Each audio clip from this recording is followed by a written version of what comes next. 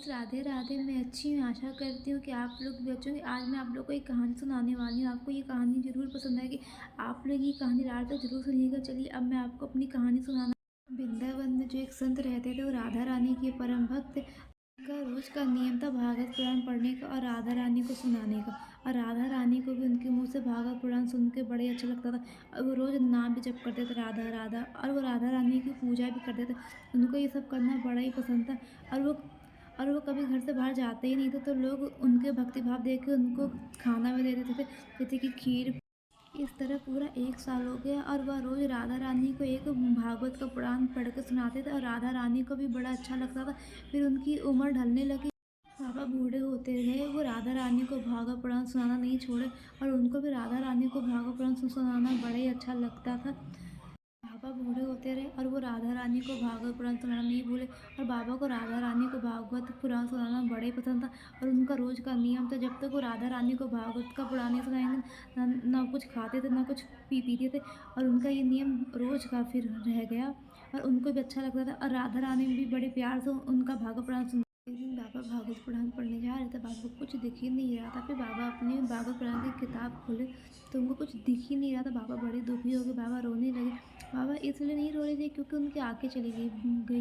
बाबा इसलिए रो रहे थे कि बाबा इसलिए रो रहे थे, अब वो राधा रानी को भागवत का कैसे सुनाएंगे। और राधा रानी को भी सुनना ही बड़े पसंद था, तो ना बाबा सुबह से कुछ खाए थे ना कुछ पिए थे। फिर उनके गेट में दस्तक हुई, तो बाबा किसी तरह गेट खोलने गए तो वहाँ पे एक लड़का देखा। तो लड़के ने कहा, बाबा ये लोग खाना खा लो। माँ ने भेजा। बाबा ने कहा, नहीं मुझे ये खाना नहीं खाना है। तो लड़के ने कहा, नहीं बाबा आप खाना खा लीजिए। बाबा बड़े दुखी मन से लड़के को बताए, पता नहीं अब क्या होगा। अब वो राधा रानी को कैसे अध्याय सुना पाएंगे। अब उनकी भी आदत हो गई है राधा रानी को अध्याय सुनाने की।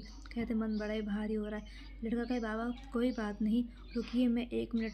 कहा, कोई बात नहीं बाबा, मैं 1 मिनट में आता हूँ। फिर बाबा अपनी कुटिया के अंदर चले गए। बाबा सोचने लगे, हो सकता है ये किसी बैद का लड़का होगा।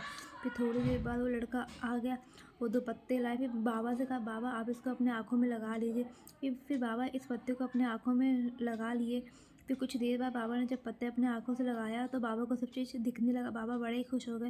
बाबा राधा रानी को अध्याय सुना रहे थे। बाबा को बड़े अच्छा लगा। चलो अब मेरी आंखें आ गई हैं, अब मेरी राधा रानी प्यारी मुझसे रोज अध्याय सुनेगी। आज बाबा अध्याय बड़े तेज तेज पढ़ रहे थे। पढ़ते भी क्यों नहीं, क्योंकि उनकी आंखें आ गई, क्योंकि राधा रानी उनको आंखें देने आई थी।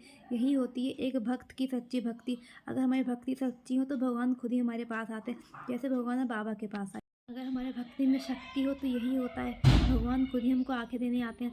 जैसे भगवान ने बाबा को आंखें देने आया था, उनके भक्ति में शक्ति थे, वो दिन भर रो रहे थे। वही राधा रानी ने देखा कैसे एक भक्त उनके लिए रो रहा है, कैसे उसको पीड़ा हो रही है कि उनकी राधा रानी अब अध्याय नहीं सुन पाएंगे उनके बिना। तो उनको इतना बुरा लग रहा था, तो राधा रानी खुद ही आई, उनको आंखें दे दी। तो अगर हम लोग भी ऐसे कर्म करेंगे तो भगवान हमारे पास भी आएंगे, जैसे भगवान बाबा के पास आए थे। न्यू तो लाइक करिए, शेयर करिए, सब्सक्राइब करिए। तब तक के लिए बाय बाय। मेरी न्यू वीडियो का इंतजार करिए।